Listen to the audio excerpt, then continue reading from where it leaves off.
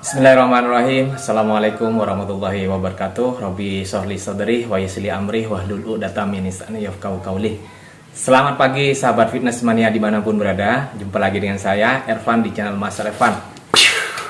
Baik teman-teman, saya sudah memberikan tutorial bagaimana cara melatih mudah latihan otot dada di rumah hanya dengan menggunakan dumbbell ataupun alat seadanya ya.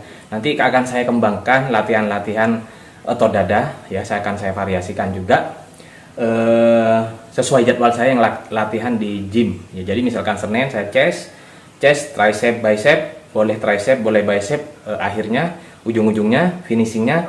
Kemudian hari Selasanya saya back, finishingnya tricep atau bicep ya, tinggal pilih. Rabu leg, finishingnya tricep, bicep. Kamis libur, Jumat shoulder, finishingnya tricep, bicep. Sabtu saya leg lagi ya. Apakah bagus seperti itu? Kalau menurut saya sih bagus jadwal saya. Tapi kalau misalkan teman-teman hanya punya waktu seminggu 3 kali, cukup latihan gerakan misalkan Senin, Selasa, Senin, Rabu, Jumat ya. Misalkan hanya seminggu 3 kali atau Senin, Selasa, Rabu boleh. Asalkan pada hari itu, satu hari itu jangan latihannya itu jangan terlalu banyak variasi lah. Cukup 3 variasi saja itu sudah luar biasa. Nah, baik teman-teman, saya tidak menyangka kemarin itu yang saya bahas antara protein dengan konsisten ya, konsisten dengan kurangnya protein ya, itu alhamdulillah banyak sekali atensi, banyak sekali masukan, dan juga banyak sekali teman-teman mau berbagi ilmu ya tentang arti ataupun tentang seberapa penting kebutuhan protein. Alhamdulillah saya juga tidak menyangka. Dan ini memang yang saya harapkan. Saya memang pengen timbal balik teman-teman, karena saya itu ilmu saya terbatas. Di luaran sana itu banyak ilmu teman-teman ya. Ilmu itu berkembang setiap hari, makanya kita wajib belajar setiap hari. Bisa dari anak kecil juga kadang ilmu tuh kita dapat. Jadi jangan hanya merasa kita tuh paling benar, jangan merasa kita paling mengklaim kita itu paling hebat sama dengan dunia gym teman-teman. Kita tidak perlu kita ini yang paling bagus badannya, kita ini yang paling, terutama juga six pack ataupun yang angkatannya yang paling kuat. Nah, jangan seperti itu. Hilangkan mindset itu, sudah menurut saya mindset yang kuno, yang primitif ya. Kita bukan saatnya untuk kita yang paling menonjolkan kita paling hebat, paling jago. Setidaknya dalam konteks saya ini, saya ingin mengajak teman-teman ini untuk melawan diri sendiri, untuk keluar dari zona nyaman, dan juga melawan rasa malas.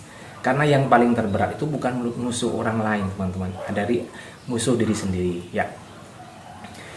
Dan ini tips pemula. Nah, ini yang sangat saya tekankan buat teman-teman, buat mas-mas, mbak-mbak, bapak-bapak, adik-adik ya. Siapapun yang ingin memulai dunia fitness ataupun dunia gym, yang pertama yang saya sarankan adalah belajar dulu nama-nama alat di tempat gym. Jadi biar kita tuh setidaknya sudah punya sangu, kita sudah punya senjata. Kita sudah tahu, oh ini alatnya seperti ini. Masalah nanti kita mengaplikasikannya ataupun juga memakainya, menggunakannya, itu nanti urusan kebelakangan, urusan yang nomor sekian, nomor 2. Yang pertama yang penting tahu kita adalah knowledge, pengetahuan teman-teman ya. Itu saran saya. Kemudian saran yang saya yang kedua, kalau misalkan teman-teman dalam suatu kota itu ada banyak tempat gym ya, ada banyak tempat gym, teman-teman boleh coba satu persatu dulu, yang paling dekat, yang cukup dekat, ataupun yang mungkin agak jauh, boleh silakan. Tapi jangan membandingkan alat. Semua alat sebenarnya sih sama teman-teman ya, tergantung, hanya yang membedakan adalah kelengkapannya saja. Yang saya tekankan di sini adalah teman-teman, yaitu lingkungannya. Nah ini, jadi carilah tempat teman-teman yang sekiranya teman-teman itu merasa nyaman latihan ya. Kemudian juga pergaulannya ya, jangan sampai ketika kita datang latihan kemudian kita ya seperti itu sudah artinya tidak ada tujuan selain membentuk otot, setelah itu selesai pulang. Jadi tidak ada tujuan untuk kemana-mana. Mungkin hanya berpikir negatif ya. Mungkin setelah latihan masih nongkrong, kemudian sampai begadang. Nah itu yang menurut saya itu sangat bertentangan dengan rumus dalam pembentukan massa otot, teman-teman. Teman-teman ngoyo, saya latihan ngoyo, jadwalnya ngoyo rutin, suplemen juga bagus, kebutuhan protein juga terpenuhi, tetapi sering begadang. Kenapa kok begadang? Saya ikut teman, saya diajak teman. Nah, ini yang berat ya ini. Ya, saya tidak enak Mas diajak teman. Nah, ini. Makanya lawan rasa malas ataupun lawan rasa tidak enakan seperti itu. Bilang aja, mohon maaf saya tidak bisa ikut begadang. Mungkin kalau sudah libur, besoknya liburan, minggu ataupun hari-hari libur, bisa saya begadang, itu tidak apa-apa. Jangan setiap hari, teman-teman, ya. Karena itu sangat mempengaruhi progresnya teman-teman. Nah, jadi sekali lagi kembali kepada diri sendiri, itu tentang you vs you, me vs me, not else.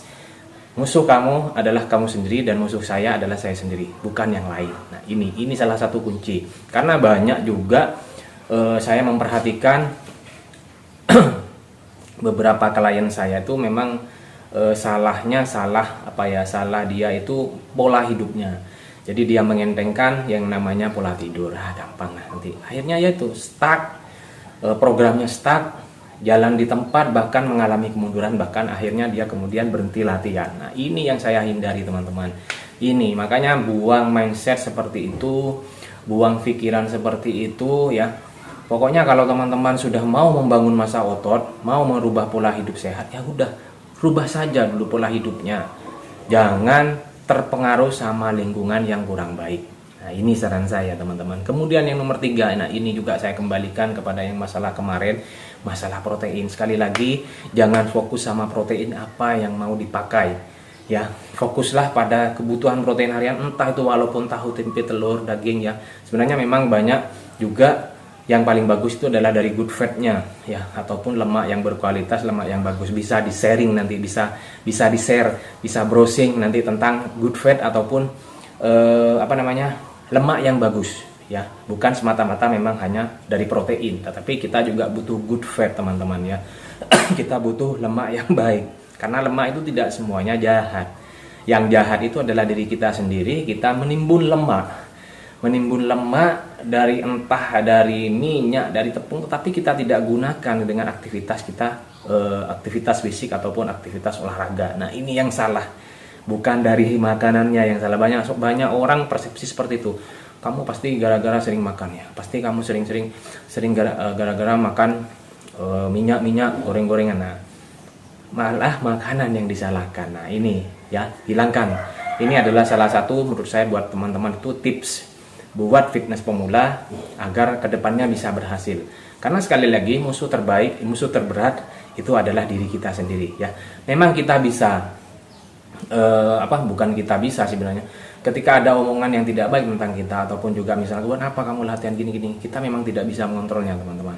Dia mau berbicara apa, sedang berbicara apa, kita tidak tahu. Tetapi yang kita akibatkan dari dampak itu, ya, kita bisa mengontrol apa yang kita lakukan selanjutnya. Apakah kita tambah maju, apakah kita malah down, atau kita bahkan jalan di tempat stuck. Jadi begitu. Ya, semangat. Alhamdulillah saya semakin banyak berkontribusi, memberikan, dan juga semangat saya memberikan kebermanfaatan, ya, dalam melakukan pola hidup, latihan di rumah ataupun latihan di gym. Jadi teman-teman, sekali lagi tidak perlu melihat progres orang lain. Semua sudah punya tantangan masing-masing. Semua sudah punya fitness journey masing-masing, aktivitas yang berbeda. Jadi jangan samakan dengan si A ataupun si B. You adalah you, ya, bukan you adalah me, bukan. Atau you adalah dia ataupun siapa, bukan. Ini tentang diri kita sendiri. Nah, itu. Kemudian juga ada yang bertanya tadi, saya lupa. Nah, belum saya jawab, ya. Apa tadi saya sudah lupa, tapi sebenarnya sih hampir sebagian sudah saya jawab, teman-teman. Tapi yang memang membuat saya itu tergelitik hati saya, ya, itu karena masalah fitness pemula ini banyak yang menyebabkan perubahan mindset ini yang bisa kadang kita itu malah mundur. Nah, ini yang saya bahkan kok bisa ada seperti ini, ya, kok bisa. Ternyata memang setelah saya telusuri, kebanyakan dari fakta itu memang dari lingkungan teman-teman ya, dari lingkungan ataupun juga dari teman. Makanya buat teman-teman kalau misalkan tidak malu datang ke tempat gym ataupun belum siap, ngajak teman ya. Kalau misalkan juga belum siap ya enggak apa-apa, kumpulkan dulu niatnya sampai benar-benar siap. Ingat, tahun depan kurang 1 bulan, kurang berapa minggu ini sudah 2025. Mana perubahan hidupnya, mana perubahan badannya? Katanya mau berubah tahun 2024, kok sudah 1 tahun ini kok tidak ada perubahan. Nah ini, jadi ayo, masih ada waktu buat teman-teman semua ya, entah itu usia sudah tua, entah itu sudah masih muda, minimal 15 tahun ya teman-teman ya, kalau mau latihan angkat beban ya, saran saya. Karena setiap orang tuh beda dari aktivitas, sekali lagi itu beda dari aktivitas ya. Ayo, sudah tahun hampir 2025, buktikan bahwa teman-teman bisa. Jadi seperti itu, mudah-mudahan bermanfaat. Jika ada pernyataan ataupun saya yang keliru ya, statement saya yang keliru, mohon komentarnya dan juga pertanyaan yang akan saya jawab, insya Allah jika saya mampu menjawabnya. Jadi saya juga mohon masukannya buat teman-teman. Terima kasih.